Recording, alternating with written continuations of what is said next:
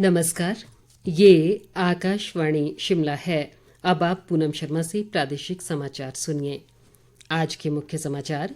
प्रदेश में लोकसभा चुनाव और विधानसभा उपचुनाव के लिए राजनीतिक सरगर्मियां तेज। चुनाव प्रचार ने पकड़ी गति। सूचना व प्रसारण मंत्री अनुराग सिंह ठाकुर ने कहा, भाजपा ने सबका साथ सबका विकास की विचारधारा के साथ देश को आगे बढ़ाने का किया काम।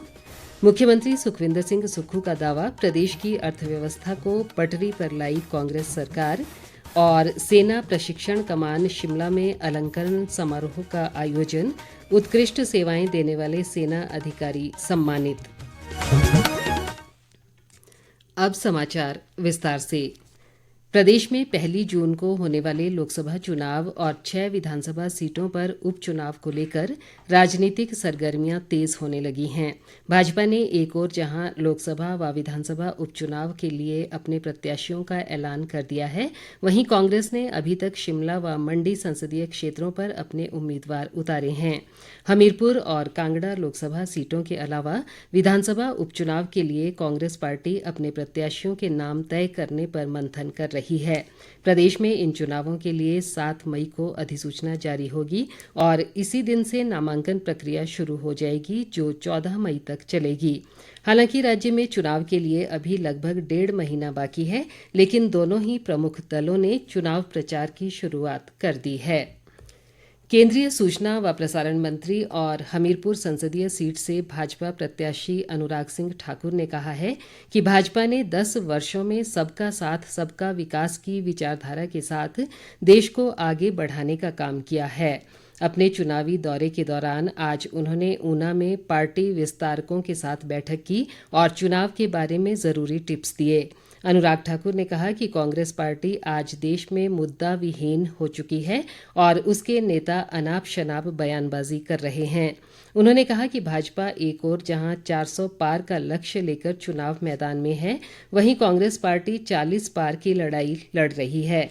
केंद्रीय मंत्री ने कहा कि चुनाव हमेशा विचारधारा पर आधारित होता है और इसमें व्यक्तिगत छींटाकशी नहीं होनी चाहिए। मुख्यमंत्री सुखविंदर सिंह सुक्खू ने दावा किया है कि वर्तमान राज्य सरकार ने प्रदेश की अर्थव्यवस्था को सुधारा है और सरकार ने आर्थिक संकट व प्राकृतिक आपदा का बखूबी सामना किया है। उन्होंने आज शिमला में उप मुख्यमंत्री मुकेश अग्निहोत्री और प्रदेश कांग्रेस अध्यक्ष प्रतिभा सिंह के साथ एक संयुक्त पत्रकार वार्ता को संबोधित किया। मुख्यमंत्री ने कहा कि हिमाचल में भाजपा का मिशन लोटस फेल हो गया है और लोकसभा चुनाव व विधानसभा उपचुनाव के बाद कांग्रेस सरकार और मजबूत होगी। सुखविंदर सिंह सुक्खू ने आरोप लगाया कि भाजपा ने सरकार को गिराने का भरपूर प्रयास किया, लेकिन उसे सफलता नहीं मिली। उन्होंने कहा कि राज्य सरकार ने ग्रामीण अर्थव्यवस्था और सामाजिक सुरक्षा को मजबूत किया है।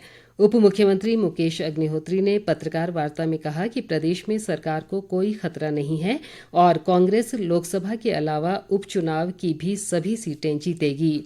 इस दौरान प्रदेश कांग्रेस अध्यक्ष प्रतिभा सिंह ने भाजपा पर असल मुद्दों से लोगों का ध्यान भटकाने का आरोप लगाया। उन्होंने कहा कि राज्य सरकार ने विकट परिस्थितियों के बावजूद जनहित में कार्य किया है और सभी वायदे पूरे किए जा रहे हैं। विपक्ष के नेता जयराम ठाकुर ने राज्य सरकार पर विकास के मामले में मंडी जिले की अनदेखी करने का आरोप लगाया है। मंडी में आज पत्रकारों से अनौपचारिक बातचीत में उन्होंने कहा कि आगामी लोकसभा चुनाव में कांग्रेस पार्टी को इसका खामियाजा भुगतना पड़ेगा। जयराम ठाकुर ने कहा कि पूर्व भाजपा सरकार द्वारा मंडी जिले में शुरू किए गए विकास कार्यों को मौजूदा सरकार ने पूरी तरह बंद कर दिया है। उन्होंने कहा कि मंडी में एक ओर जहां शिवधाम का काम रोक दिया गया है, वहीं भाजपा सरकार द्वारा मंडी को दिए गए विश्वविद्यालय को भी बंद करने के प्रयास किए जा रहे हैं। विपक्ष के नेता ने कहा कि बल्ह में प्रस्तावित हवाई अड्डे के निर्माण की सारी औपचारिकताएं पूरी होने के बाद भी इसके काम को आगे नहीं बढ़ाया जा रहा है। उन्होंने कहा कि भाजपा ने जो संकल्प पत्र जारी किया है, उसमें देश के विकास का विजन नजर आता है, लेकिन कांग्रेस पार्टी को ये रास नहीं आ रहा है। प्रदेश कांग्रेस के कार्यकारी अध्यक्ष संजय अवस्थी ने कहा है कि कांग्रेस पार्टी एकजुट है और सभी नेता व कार्यकर्ता आगामी चुनाव के लिए मिलजुल कर काम कर रहे हैं। उन्होंने शिमला में कांग्रेस के चुनाव वॉर रूम में पार्टी पदाधिकारियों के साथ एक बैठक की और कहा कि कांग्रेस पार्टी राज्य सरकार द्वारा लगभग 1.5 वर्ष के दौरान किए गए विकास कार्यों और उपलब्धियों को लेकर जनता के बीच जाएगी। अवस्थी ने दावा किया कि कांग्रेस सरकार ने अब तक अपनी 10 में से 5 गारंटियों को पूरा कर दिया है। उन्होंने सभी नेताओं व कार्यकर्ताओं से आगामी लोकसभा चुनाव और विधानसभा उपचुनाव में पार्टी की जीत में सक्रिय योगदान देने का आह्वान किया। मंडी लोकसभा सीट से भाजपा प्रत्याशी कंगना रनौत ने आज अनेक स्थानों पर चुनाव प्रचार किया। चंबा जिले के भरमौर में उन्होंने लोगों से भाजपा के पक्ष में मतदान कर नरेंद्र मोदी को एक बार फिर प्रधानमंत्री बनाने में अपना सहयोग देने की अपील की। कंगना रनौत ने कहा कि वे मंडी संसदीय क्षेत्र के लोगों की हर मांग को केंद्र के समक्ष प्रमुखता से उठाएंगी और क्षेत्र के विकास में कोई कोर कसर नहीं छोड़ी जाएगी। उन्होंने कहा कि आपदा के समय केंद्र ने सहायता के तौर पर हिमाचल को 1,800 करोड़ रुपए की धनराशि जारी की, लेकिन इस पैसे का आज तक कोई पता नहीं है।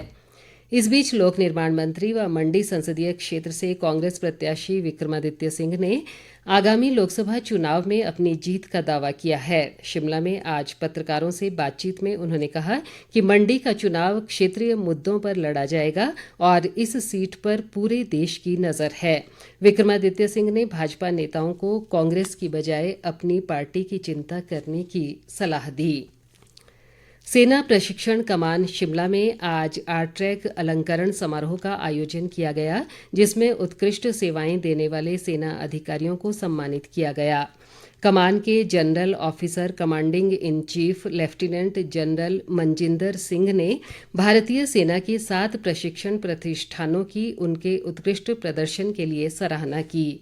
इसके अलावा देश के 4 प्रशिक्षण संस्थानों को वित्तीय उत्कृष्टता पुरस्कार दिया गया। व्यक्तिगत श्रेणी में 7 सेना अधिकारियों colonel JK Sharma, major Preeti Mudela, major T Irom, major Atul Pathania, major Gurpal Singh, नायब सूबेदार सुनील पाटिल और सीएफएन राहुल परमार को उनके नवाचारों के लिए तकनीकी उत्कृष्टता पुरस्कार से नवाजा गया। भाजपा महासचिव त्रिलोक कपूर ने दावा किया है कि पिछले 1 दशक में लिए गए ऐतिहासिक निर्णयों के कारण भाजपा एक बार फिर प्रचंड बहुमत से सत्ता में आएगी और नरेंद्र मोदी लगातार तीसरी बार देश के प्रधानमंत्री बनेंगे। पालमपुर में एक पत्रकार वार्ता में उन्होंने कहा कि गरीब कल्याण के क्षेत्र में 80 करोड़ लोगों को वर्ष 2029 तक मुफ्त राशन देने का निर्णय सराहनीय है और मोदी सरकार ने 25 करोड़ लोगों को गरीबी रेखा से ऊपर निकाला है। त्रिलोक कपूर ने भाजपा के संकल्प पत्र में 70 वर्ष से अधिक की आयु के सभी लोगों को आयुष्मान भारत योजना के दायरे में लाने के वायदे को भी ऐतिहासिक बताया है। चैत्र नवरात्र के 8वें दिन आज मां दुर्गा के महागौरी स्वरूप की पूजा अर्चना की गई। प्रदेश के सभी शक्तिपीठों सहित अन्य मंदिरों में सुबह से ही भक्तों की लंबी कतारें लगी रहीं। भजन कीर्तन से पूरा वातावरण भक्तिमय बना रहा। प्रदेश के सभी शक्तिपीठों सहित मंदिरों में आज अष्टमी पर मेले भी आयोजित किए गए और शक्तिपीठों में प्रशासन द्वारा श्रद्धालुओं की सुरक्षा व सुविधा के लिए पुख्ता इंतजाम किए गए। राज्यपाल शिव प्रताप शुक्ल ने अष्टमी के मौके पर शिमला के कालीबाड़ी मंदिर में पूजा अर्चना की। उन्होंने कहा कि आज बेटियां हर क्षेत्र में आगे हैं और अष्टमी के दिन कंजक पूजन से बेटी बचाओ बेटी पढ़ाओ अभियान को भी बल मिलता है। इस मौके पर लेडी गवर्नर जानकी शुक्ल भी मौजूद रहीं। लाहौल स्पीति ज़िले में पिछले कुछ दिनों से हो रही बर्फबारी के कारण लोगों की मुश्किलें बढ़ गई हैं। बीती रात ज़िले के ऊंचाई वाले इलाकों में भारी बर्फबारी के कारण अटल टनल रोहतांग के नॉर्थ पोर्टल में हिमखंड गिरने से चंद्रभागा नदी का बहाव रुक गया। हालांकि लगभग 3 घंटे बाद नदी का बहाव सामान्य हो गया। पुलिस ने आज सुबह केलंग से मनाली की ओर आ रहे वाहनों को तांदी के पास ही रोक दिया। दोपहर बाद से इस मार्ग पर यातायात सामान्य बना हुआ है। हिमखंड से टनल को कोई नुकसान नहीं हुआ है। अंत में मुख्य समाचार एक बार फिर।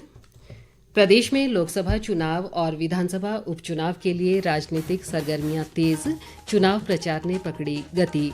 सूचना व प्रसारण मंत्री अनुराग सिंह ठाकुर ने कहा, भाजपा ने सबका साथ सबका विकास की विचारधारा के साथ देश को आगे बढ़ाने का किया काम। मुख्यमंत्री सुखविंदर सिंह सुक्खू का दावा, प्रदेश की अर्थव्यवस्था को पटरी पर लाई कांग्रेस सरकार। और सेना प्रशिक्षण कमान शिमला में अलंकरण समारोह का आयोजन, उत्कृष्ट सेवाएं देने वाले सेना अधिकारी सम्मानित। इसी के साथ ये समाचार बुलेटिन समाप्त हुआ। नमस्कार।